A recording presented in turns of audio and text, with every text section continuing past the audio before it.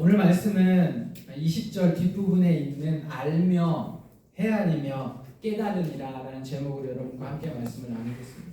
오늘은 제가 저희 교회 톡방에 올려드린 대로 성경을 조금 찾을 건데요. 천천히 잘 따라오시면 되겠습니다. 특별히 열왕기 하와 히스기야가 나오는 열왕기 하와 이사야는 굉장히 비슷합니다. 동시대예요.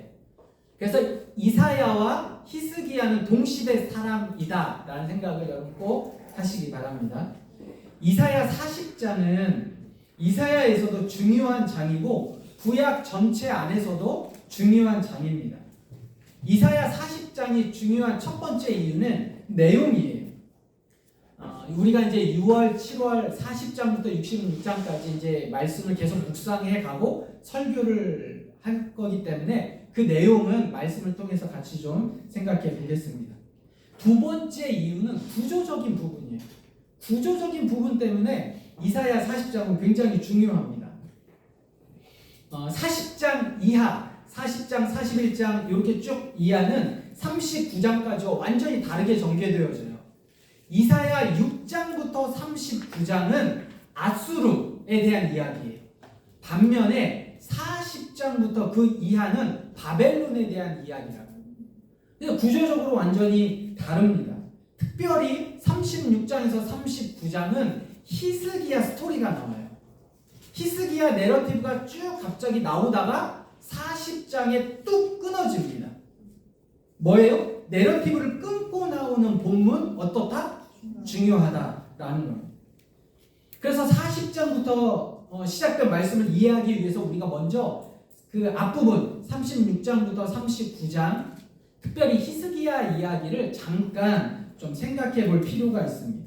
히스기야는 요시야와 더불어 이스라엘의 가장 선한 왕 중에 한 명이었어요. 성경에 남유다의 왕이 19명이에요. 여러분 딱 기억하셔야 돼요. 남유다의 왕은 몇 명? 김다일 몇 명? 19명. 그 중에 선한 왕, 착한 왕은 8명이에요. 자, 19명 중에 착한 왕 몇 명? 8명이에요. 8명. 근데 이 8명이 선한 왕인데 그 8명 중에서도 히스기야와 요시야는 원픽이에요. 다릅니다. 자, 선한 왕의 기준이 세 가지예요. 성경에서 선한 왕이다라고 하는 기준이 세 가지인데 첫 번째는 여호와 앞에 정직했는가. 첫 번째요. 두 번째는 다윗의 길을 따랐는가. 그러니까 다윗과 같은 삶을 살았는가. 세 번째는 산당을 제거했는가요. 자, 첫 번째는 뭐라고요? 여호와 앞에 정직했는가. 두 번째는 다윗의 길을 따랐는가. 세 번째는 산당을 제거했는가. 이게 선언왕의 세 가지 기준이란 말이에요. 자, 우리가 성경을 한번 찾아볼 텐데 열왕기상 15장 11절부터 14절 열왕기상 15장 11절부터 14절을 보면 11절에 아사가 등장해요. 이거 왕 이름이에요. 아사에다 동그라미를 쳐서 밖으로 빼내고 첫 번째 선한 왕이라고 해놓으셔야 됩니다. 요 아사가 8명 중에 첫 번째 선한 왕이에요. 자, 제가 11절부터 14절까지 읽습니다. 아사가 그의 조상 다윗같이 여호와 보시기에 정직하게 행하여 남색하는 자를 그 땅에서 쫓아내고 그의 조상들이 지은 모든 우상을 없애고 또 그의 어머니 마아가가 혐오스러운 아세라상을 만들었으므로 태우의 위를 폐하고 그 우상을 찍어 기드론 시내가에 불살랐으나 다만 산당은 없애지 아니하니라. 아사가 첫 번째 선한 왕이에요. 자, 두 번째 열왕기상 22장 43절을 한번 보세요. 22장 43절 여호사밧 나오죠? 요게 두 번째 선한 왕입니다. 밖으로 빼놓고 두 번째 선한 왕 여호사밧이에요. 자, 여호사밧이 그의 아버지 아사의 모든 길로 행하여 돌이키지 아니하고 여호와 앞에서 정직히 행하였으나 산당은 폐하지 아니하였으므로 백성이 아직도 산당에서 제사를 드리며 분향하였더라 라고 기록되어져 있어요. 자, 세 번째는 열왕기하 12장입니다. 열왕기하 12장 2절에서 3절이에요. 요아스 딱 빼고 몇 번째 선한 왕일까요? 그렇죠. 세 번째 선한 왕입니다. 자, 열왕기하 12장 2절. 요아스는 제사장 여호야다가 그를 교훈하는 모든 날 동안에는 여호와 보시기에 정직히 행하였으되 다만 산당들을 제거하지 아니하였으므로 백성이 여전히 산당에서 제사하며 분향하였더라. 네 번째는 열왕기하입니다. 딱 4명만 찾아볼 건데 열왕기하 14장 3절에서 4절이에요. 아마샤 딱 빼고 네 번째 선한 왕이죠. 아마샤가 여호와 보시기에 정직히 행하였으나 그의 조상 다윗과는 같지 아니하였으며 그의 아버지 요아스가 행한 대로 다 행하였어도 오직 산당들을 제거하지 아니하였으므로 백성이 여전히 산당에서 제사드리며 분향하였더라. 자, 첫 번째 아사 선한왕, 여호사밧 선한왕, 요아스 선한왕, 아마샤 선한왕, 네 번째 선한왕. 나머지 4명은 여러분 찾아보세요. 자, 이 선한왕의 세 가지 기준, 세 가지가 나오죠. 첫 번째, 여호와 앞에 정직히 행하였는가. 두 번째, 다윗의 길을 따랐는가. 세 번째, 산당을 제거하였는가. 어느 왕은 아무리 선한 왕이어도 2개 하고 하나 못하고, 하나 하고 2개 못하고 이랬단 말이죠. 자, 그런데 열왕기하 18장 3절부터 4절, 이 히스기야란 말이죠. 자, 18장 3절, 히스기야 딱 빼놓고 몇 번째 선한 왕? 아니지. 5번째가 아니지. 히스기야는 7번째. 그죠? 갑자기 이렇게 돌발. 7번째 히스기야는. 나머지 5번째, 6번째 여러분 찾아보셔야 돼요. 자, 히스기야는 뭐라고 이야기하고 있냐? 히스기야가 그의 조상 다윗의 모든 행위와 같이 여호와께서 보시기에 정직히 행하여 그가 여러 산당들을 제거하며 주상을 깨뜨리며 아세라 목장을 찍으며 모세가 만들었던 놋뱀을 이스라엘 자손이 이제까지 향하여 분향함으로 그것을 부수고 느우수단이라 일컬었더라. 여러분, 선한왕 세 가지 기준에 히스기야는 다 들어가요. 여호와 앞에 정직히 행했고 다윗과 같이 다윗의 길에 행했고 산당을 제거했던 왕이 히스기야입니다. 그리고 특별히 이 히스기야에게는 성경이 세 가지 놀라운 일을 기록하고 있어요. 그게 5절이에요. 18장 5절. 요건 다 같이 한번 읽어볼까요? 18장 5절입니다. 같이 읽습니다. 시작. 히스기야가 이스라엘 하나님 여호와를 의지하였는데 그의 전후 유다 여러 왕 중에 그러한 자가 없었으니. 여러분, 이거를 사자성어로 뭐라고요? 전무후무예요. 이런 왕이 있었다 없었다? 없었다. 히스기야는 굉장히 하나님 앞에 또 말씀 안에서 중요한 왕입니다. 그런데 두 번째, 열왕기하 19장 34절에서 35절에 보면 이거 다 제가 어디에다 올려드렸어요? 톡방에 다 올려드린 거예요. 여러분, 예배 시간에 10분만 일찍 오세요. 아셨죠? 10분만 일찍 오셔서 성경에 밑줄 그어 놓으시고 이거 오늘 중요한 거구나 생각하시고 묵상하시는 시간이 꼭 있으셔야 돼요. 찬양팀만 일찍 오는 게 아니에요. 아셨죠? 자, 34절 35절 같이 읽습니다. 시작. 내가 나와 나의 종 다윗을 위하여 이 성을 보호하여 구원하리라 하셨나이다 하였더라. 이 밤에 여호와의 사자가 나와서 아수르 진영에서 군사 18만 5천 명을 친지라. 아침에 일찍이 일어나 보니 다 송장이 되었더라. 아멘. 아수르가 북이스라엘을 멸망하고 사내립이 밀려 내려옵니다. 남유다에. 굉장히 풍전등화와 같이 예루살렘 성이 있었는데 히스기야가 기도할 때 이사야가 말해준 거야. 걱정하지 마라. 하나님이 행하신다. 그리고 나서 그 다음날 아침에 봤더니 여호와의 사자가 어떻게 해요? 18만 5천의 아수르 군사들을 다 쳐 죽이는 거예요. 아침에 가서 봤더니 손장이 되어버려요. 그리고 사내립이 철수하게 됩니다. 이런 놀라운 일을 히스기야가 경험하게 되는 거예요.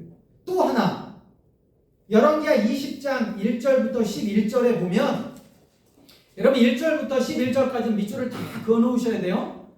자, 그리고 저를 보세요. 이 내용이 무슨 말이냐면 히스기야가 이제 병들어 죽게 되는 거예요. 이사야가 하나님의 예언을 듣고 왕궁으로 예루살렘 성을 지나서 왕궁으로 딱 올라옵니다. 그리고 이 얘기를 해요. 당신 오늘 하나님의 말씀이 죽게 되었습니다. 그리고 나서 이사야가 왕궁에서 돌이켜 딱 나간단 말이죠. 근데 히스기야가 기도해요. 하나님 앞에. 바로 무릎 꿇고 기도합니다. 하나님 살려주십시오. 그러니까 이사야가 왕궁에서 나와서 예루살렘 성을 채 나가기도 전에 하나님의 말씀이 이사야에게 있는 너 다시 되돌아가라. 그리고 히스기야 네 기도를 들었고 15년 동안 내 생명을 연장시켜 주겠다라고 이야기하나. 그래서 이사야가 성을 빠져나가기도 전에 다시 돌아가서 히스기야에게 이야기를 합니다. 근데 히스기야가 너무 감사하고 기쁜 거예요. 근데 한 가지 징표를 얻고 싶어요. 정말 그 말씀이 진짜인지 징표를 얻고 싶다. 그러니까 이야기를 하는 거예요. 그러면 해시계가 10도를 앞으로 갈 것과 해시계가 10도를 뒤로 갈 것 네가 선택해라. 원하는 징조가 뭐냐? 해시계가 앞으로 가는 거는 할 수 있을 것 같아. 근데 해시계가 뒤로 가는 거는 이건 어느 누구도 안 될 것 같아. 그래서 이야기하면 해시계가 뒤로 가게 해주십시오. 그러니까 아하스의 해시계가 뒤로 돌아갔다라고 그 징조를 보여주시는 거예요. 병이 낫고 자연을 거스르는 해가 뒤로 가는 그 기적을 본 그때, 그게 바로 이사야 39장에 보면 그때예라고 하는 그때입니다. 자, 이제 여러분 이사야로 오셔야 돼요. 이사야 39장으로 딱 오셔야 됩니다. 자, 이사야 39장 1절에 뭐라고 나와 있어요? 그때에, 요 그때가 이사야가 기도해서, 아니죠? 히스기야가 기도해서 15년의 생명이 연장되고, 그리고 해시계가 뒤로 10도나 물러가는 기적을 본 그때에 발라단의 아들 바벨론 왕 무로닥 발라단이 히스기야가 병들었다 나았다 함을 듣고 히스기야에게 글과 예물을 보낸지라. 사절단을 보내는 거예요. 언제? 히스기야가 기적을 경험하고 난 다음에. 그리고 나서 히스기야가 그 사자들로 말미암아 기뻐하며 그들에게 보물창고 그리고 무기고 그리고 궁중의 소유와 전 국내의 모든 소유, 자기가 가지고 있는 모든 것들을 다 보여준 거예요. 그리고 나서 그들이 이제 돌아가고 나자 이사야가 옵니다. 히스기야에게 옵니다. 아니, 그 사람들이 무슨 말을 하러 온 거죠? 왕이 어떻게 그 사람들을 맞이했나요? 라고 이야기를 하자 이사야가 엄청 부풀어가지고 내가 이런 일들을 다 했다라고 이야기를 해줍니다. 그러자 이사야의 이야기가 5절이에요. 39장 5절. 이사야가 히스기야에게 이르되 왕은 만군의 여호와의 말씀을 들으소서. 보라, 날이 이르니 내 집에 있는 모든 소유와 내 조상들이 오늘까지 쌓아둔 것이 모두 바벨론으로 옮긴 바 되고 남은 것이 없으리라. 여호와의 말이니라. 또 내게서 태어날 자손 중에서 몇이 사로잡혀 바벨론 왕궁의 환관이 되리라 하셨나이다 라고 이사야가 이야기를 해줍니다. 히스기야는요 굉장히 자기가 도취되어져 있어요. 기적과 같은 일들을 2번이나 연속 경험했어요. 그리고 나서 아직 바벨론이 아수르에 미치지 못할 때 바벨론의 사절단이 와서 조약을 맺자고 사절단을 보냈단 말이죠. 여기에 굉장히 고무되어 있었죠. 그리고 자기가 가진 모든 것들 다 보여줬어요. 하나님이 이걸 좋지 않게 보시는 거예요. 여러분, 요게 창세기에도 보면 나옵니다. 아브라함이 하나님의 약속을 잊고 하가를 통해서 이스마엘을 얻어요. 너무 기쁩니다. 그래서 아브라함이 이스마엘을 키울 때 너무 기뻐요. 근데 하나님은 13년 동안 침묵하세요. 그러니까 아브라함은 너무 기쁜데 하나님은 기쁘지 않는 거예요. 히스기야는 너무 기쁜데 하나님은 기쁘시지 않는 거라고요. 그리고 그 기쁘시지 않음을 넘어 3절부터 7절에 이스라엘의 멸망을 예언하시는 거죠. 그 스토리에 이어서 바로 40장이 나오는 거예요. 그 히스기야의 스토리에 이어서 바로 40장이 나와요. 근데 이 40장에서 이사야가 언급하면서 반복되어지는 게 있어요. 이게 우상이에요. 자, 40장 19절 우상 나오죠? 동그라미를만 쳐놓으세요. 40장 19절 우상 나와요. 20절 우상 나와요. 동그라미만 쳐놓으세요. 41장 7절에 보면 우상 나와요. 21절에 우상 나와요. 29절에 우상이 나오죠. 42장 9절에 42장 8절에 우상이 나와요. 그죠? 그리고 17절에 우상이 나와요. 제가 잘 얘기했죠? 우상이 나온단 말이죠. 이게 뭐냐? 39장까지 히스기야의 실패의 원인을 이야기해 주는 거예요. 여러분, 히스기야가 자기가 왕궁에 있는 모든 보물과 무기고와 그 다음 보물창고에 있는 것들을 다 보여주고 궁중의 소유와 국내 모든 소유 중에 보이지 않는 것이 없이 그 사절단에게 보여줬을 때 히스기야는 무슨 생각을 하고 있을 거예요? 이게 다 누구 거야? 이게 다 누구 거냐고. 누가 해서 이렇게 위대한 역사를 이룬 거예요? 내가. 15년 동안 어떻게 병이 이렇게 낫게 되고 해시계가 어떻게 뒤로 가? 히스기야가 이야기는 안 했지만 성경의 내용으로 미루어 볼 때 히스기야는 어떻게 그들에게 얘기했을까요?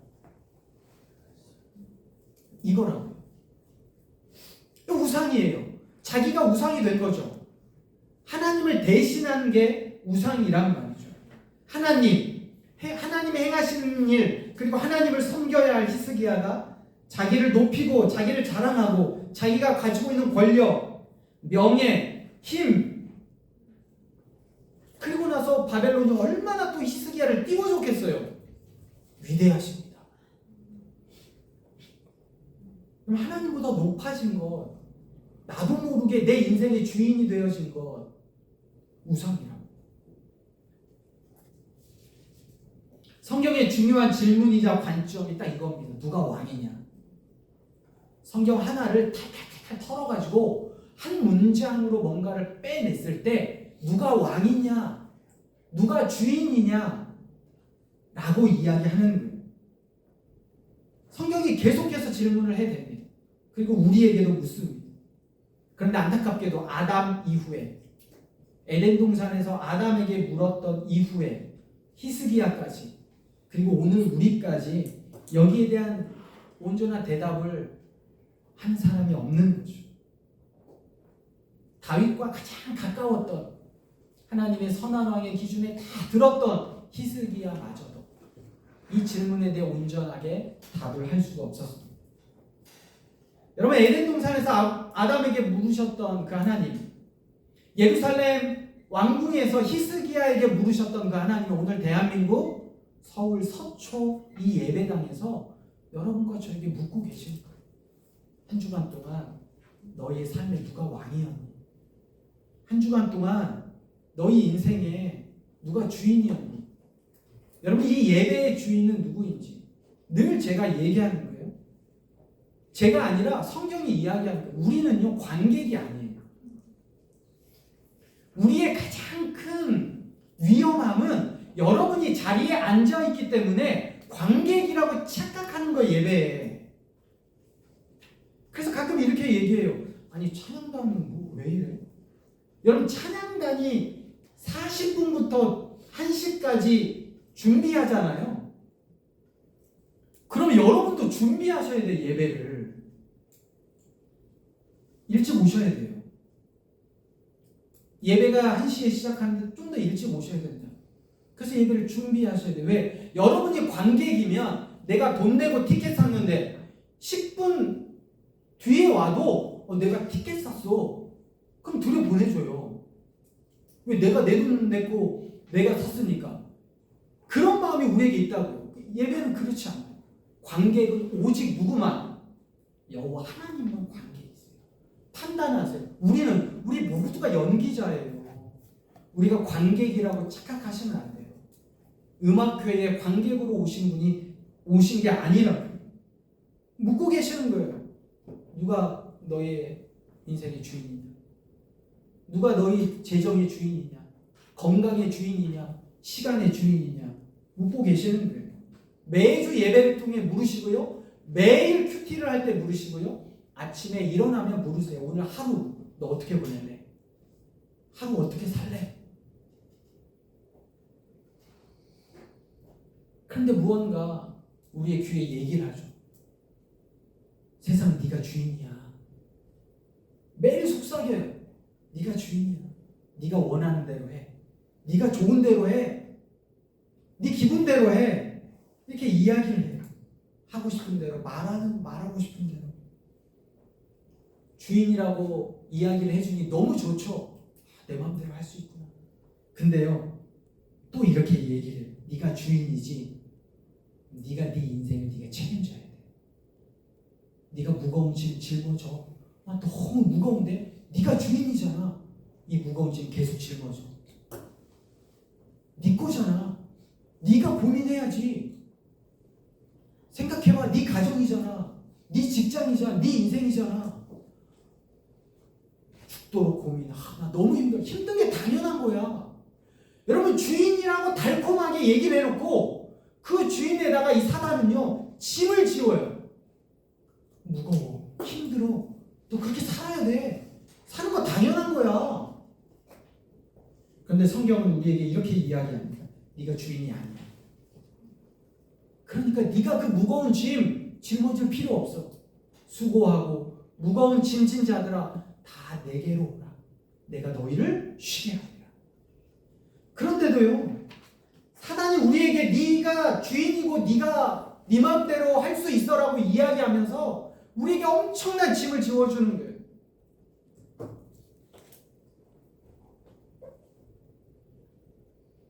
제가 이번 주에 강남에서 돈가스를 먹었습니다.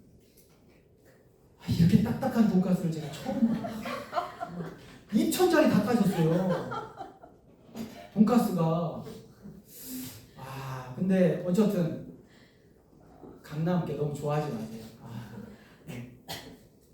한 자매를 만났죠. 같이 이야기를 하는데 진짜 믿음으로 살아가는 친구예요. 근데 제가 이제 성경 공부할 때도 잠깐 얘기를 했는데 얘가 너무 힘든 거예요.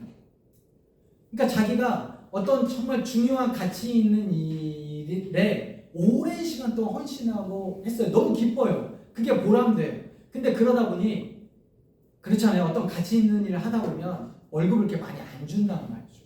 힘든 거예요. 근데 이제 결혼도 해야 되겠고 진로도 해야 되는데 갑자기 이제 내가 지금까지 뭘 준비했지? 이렇게 생각하는 거예요.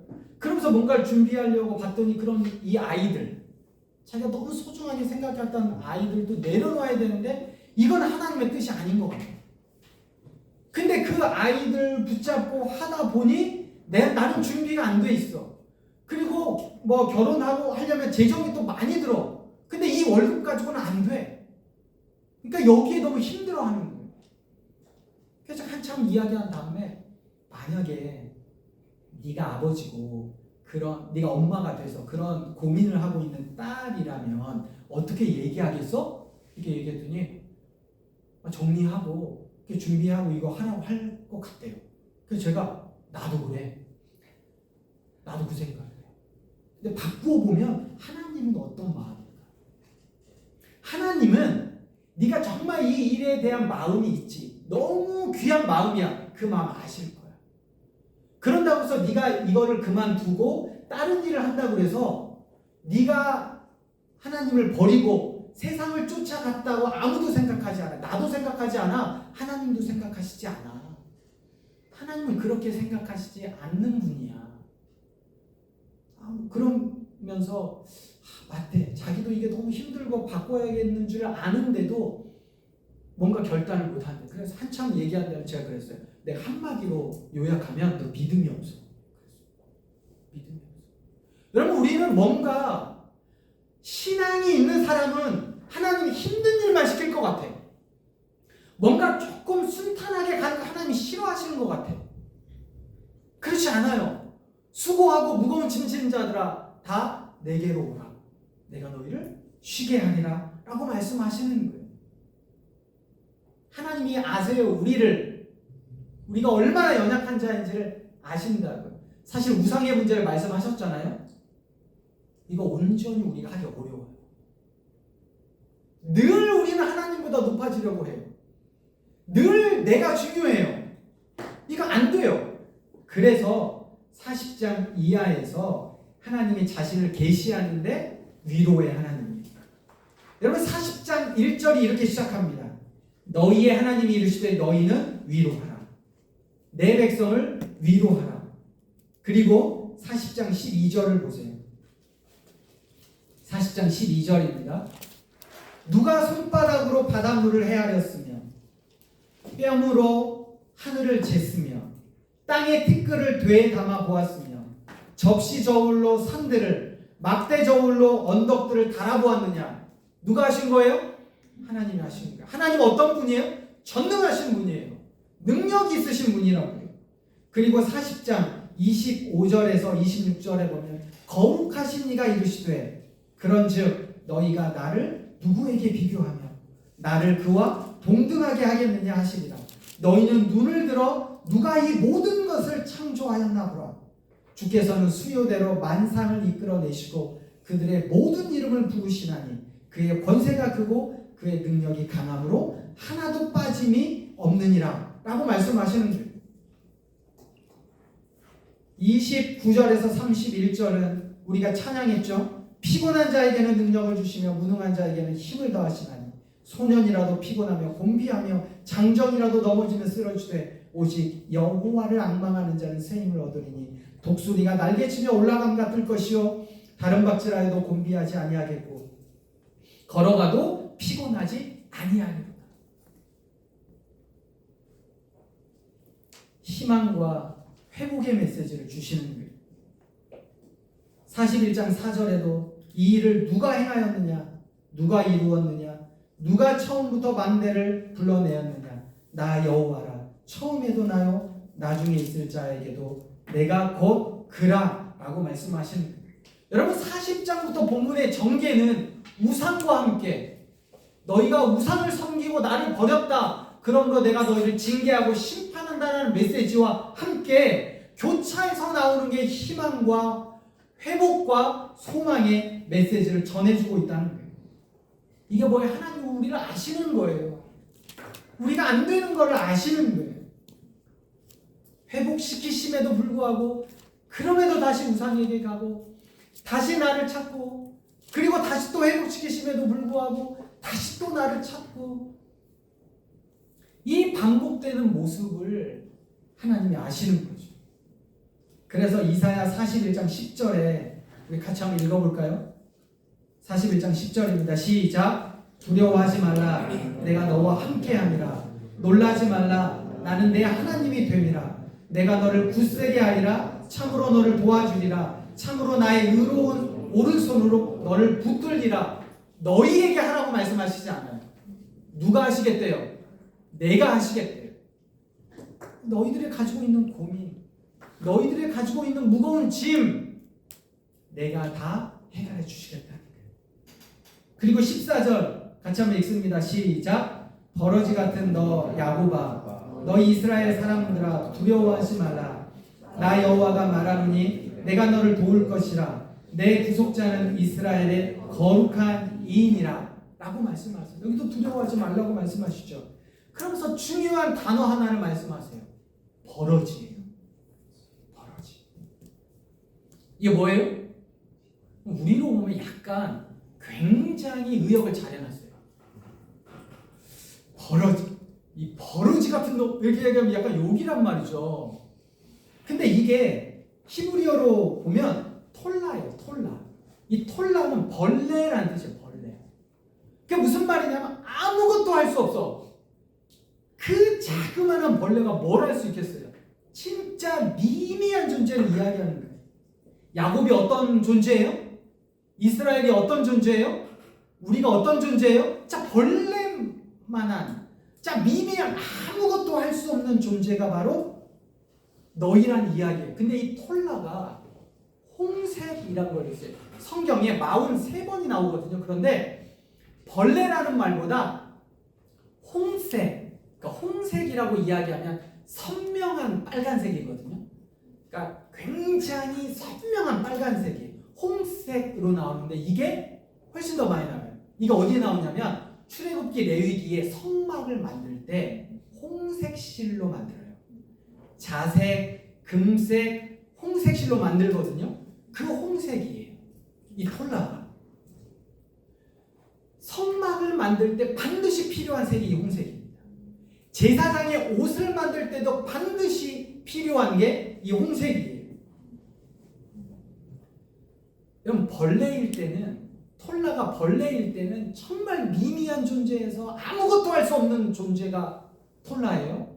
그런데 없어서는 안 될 존재가 톨라랍니다. 성막을 만들 때, 제사장의 옷을 만들 때 이 홍색이 없으면 안 돼요. 성경에 벌레보다 더 많이 쓰인 게 이 홍색이라. 선명한 빨강. 뭔가 느낌이 오세요? 내 구속자는 이스라엘의 거룩합니다. 예수 그리스도의 이야기. 여러분, 이 성막의 홍색은요, 예수 그리스도를 이야기합니다. 우리가 아무것도 아닌 존재이지만, 저를 한번 보실래요? 여러분이 아무것도 아닌 존재예요. 정말 톨라, 벌레같이, 좀 더 성경적인 표현 버러지같이 우리는 아무것도 아닌 존재라고요.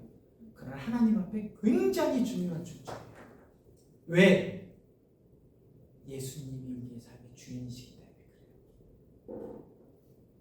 세상은 이야기하죠. 네가 주인이야. 그래서 네가 짊어지고 가요. 인생의 무거운 짐. 여러분, 그래서 결혼을, 또 아이를, 또 여러 가지 힘든 게 그 재정적인 이유 때문에, 그 경제적인 이유 때문에 너무 힘들게 살아가는 우리. 근데 말씀을 하시는 거예요. 너희가 그거 해결할 수 없어. 이 문제가 해결되면 다 해결돼? 아니요. 우리에게 누가 필요해요? 톨라, 홍색, 선명한 빨강, 예수님이 필요하다고 이야기하는 거예요. 그리고 나서 오늘 말씀 17절부터 20절이 이야기하는 거예요. 가련하고 가난한 자가 물을 구하되 물이 없어 갈증으로 그들의 혀가 마를 때. 가난하고 가련한 자, 물을 구하나 찾을 수 없는 자. 그런데 어떻게 해결해 주세요? 나 여호와가 그들에게 응답하겠고 나 이스라엘의 하나님이 그들을 버리지 아니할 것이다. 18절에 내가 헐벗은 산에서 강을 내며 골짜기 가운데서 샘이 나게 하며 광야가 못이 되며 마른 땅이 샘의 근원이 되게 할 거다. 광야에 백향목과 시띠나무와 화석류와 들감람나무를 심고 사막에는 잣나무와 소나무와 황양목을 함께 두리니 누가 하시겠대요? 하나님이 하시겠대요. 그래서 20절에 보니 무리가 보고 여호와의 손이 지으신 바요 이스라엘의 거룩하신 이가 이것을 창조하신 바인 줄 어떻게 알아? 어떻게 알아? 알라. 어떻게 알아? 헤아려라. 어떻게 알아? 깨달아라. 그럼 우리가 무엇을 알아야 할까? 이 세상을 살아가면서 무엇을 헤아려야 할까? 무엇을 깨달아야 할까? 여러분, 세상이 가르쳐주는 이야기대로 알고 세상이 말하는 대로 헤아리고 세상이 요구하는 것을 깨달아는 게 아니라 그럴지라도 무엇을 알라? 하나님의 마음을 알라. 하나님이 우리를 얼마나 사랑하신지를 알라. 그리고 그분의 사랑과 은혜와 인자하심과 자비하심을 깨달아라. 헤아려라. 그리고 내가 이제 어떻게 살아야 할지, 이 주어진 말씀을 붙잡고 어떻게 살아야 할지, 누가 내 삶의 주인인지를 깨달아 알아야 한다라고 말씀하고 있습니다. 여러분, 설교를 마무리합니다. 우리 끊임없는 착각 속에 살아가요. 평생에 걸친 착각입니다. 우리뿐만 아니라 온 인류가 하는 착각이에요. 내 삶의 주인이 누구다? 나다 라고 착각합니다. 그래서 내가 열심히 노력해요. 사막에서 물을 얻기 위해 노력해요. 광야에서 나무 그늘을 찾기 위해서 그렇게 노력해요. 근데 하나님이 말씀하세요. 내 삶의 주인은 네가 아니야. 누구예요? 여호와 하나님이십니다.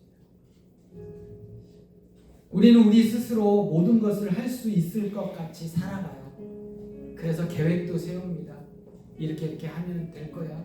몇 년 후에 이렇게 돈 모아서 몇 년 후에 이렇게 하면 될 거고, 아이도 이렇게 하면 되고, 결혼도 하고, 직장도 이렇게 되고, 다 이렇게 살아갈 거야. 그런데 인간이 하나님 없으면 다 헛것이에요. 다 의미 없는 거예요. 하나님이 막으시면 우리가 아무리 수고하고 열심히 길을 내도요 안 되는 거예요. 근데 하나님이 여시면 우리가 아무리 안 가겠다고 뻗청겨도 그 길을 가게 하십니다.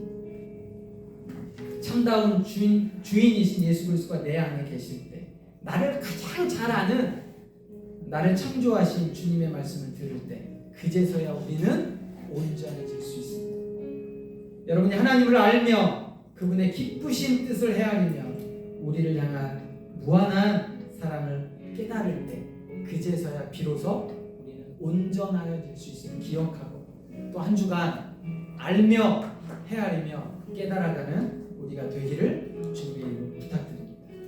이 시간 함께 내 삶은 주의 것 찬양하며 한 주간을 돌아보고 또 말씀을 기억하고 한 주간 살아갈 날들을 기대하는